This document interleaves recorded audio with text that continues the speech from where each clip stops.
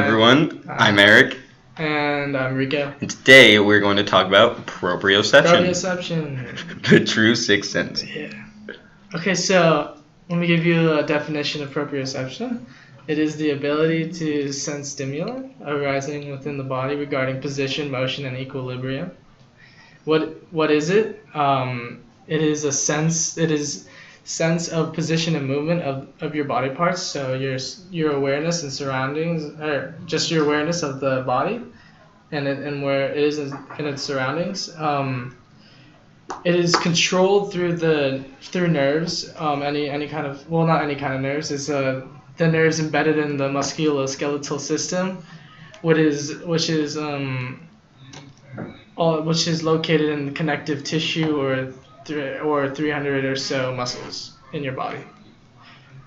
Alright, and in the picture here depicted of the elephant balancing on one ball, even though I don't think that's real, it's using proprioception to balance on the ball, and in the picture on the right, it's just giving a little motto, like proprioception is the secret sense.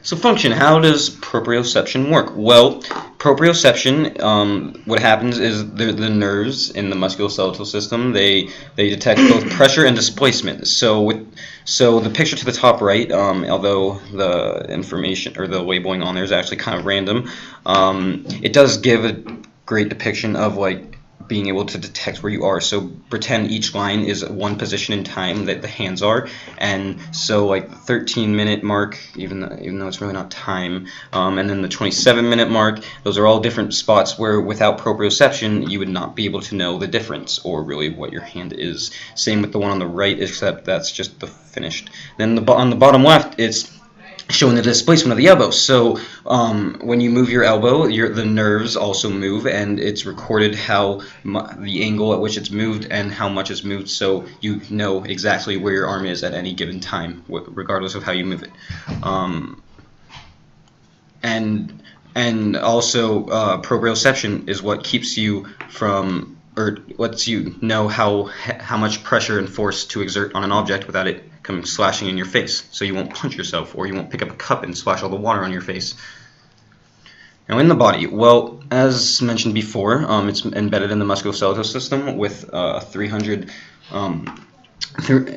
muscles. The picture to the left is the medullary. It basically, if you look at the red lines, the lesions shown in red, that's all the nerves that are part of proprioception. It's shown that it goes all the way down to the feet and hands. That's where the huge concentration of it is, and that all those nerves lead back through the spinal cord and up to the brain where everything's processed. And the diagram gives a great depiction of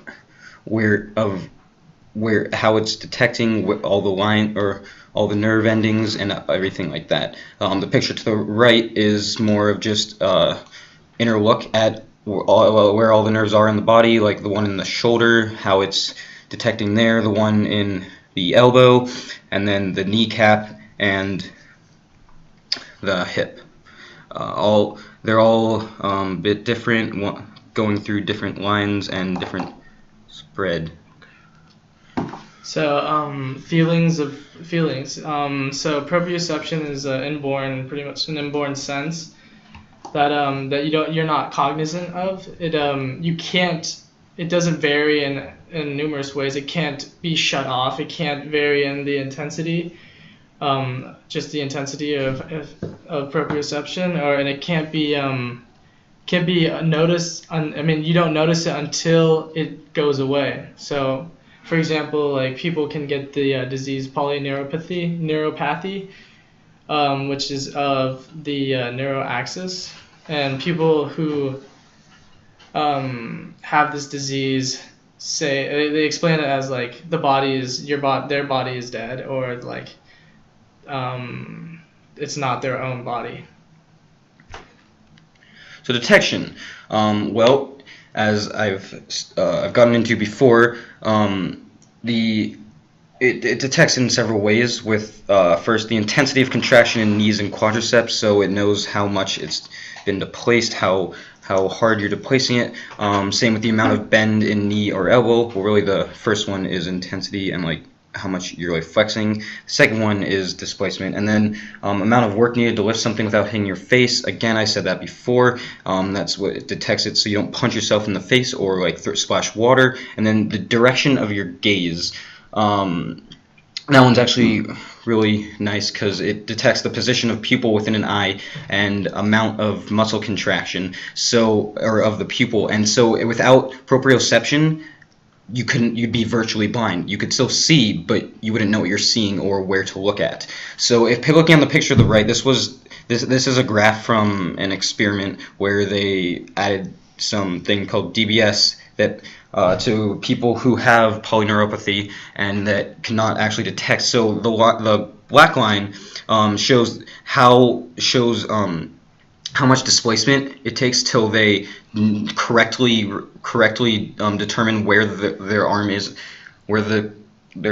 like in space. So starting from like all the way in and then rotating it say 30 degrees and etc. So the blue line is shows with DBS, like assuming in this case it's like a normal person, they'll be able to have easier time detecting the displacement. So it's basically just a great contrast between normal and normal detection and with people who hardly can detect. And then the bottom picture shows the brain activity with proprioception, and without. The one with is on the left and the one with right is without. And as you can see, there's a lot less brain activity without proprioception. And that is it. This is big bibliography. Thank you.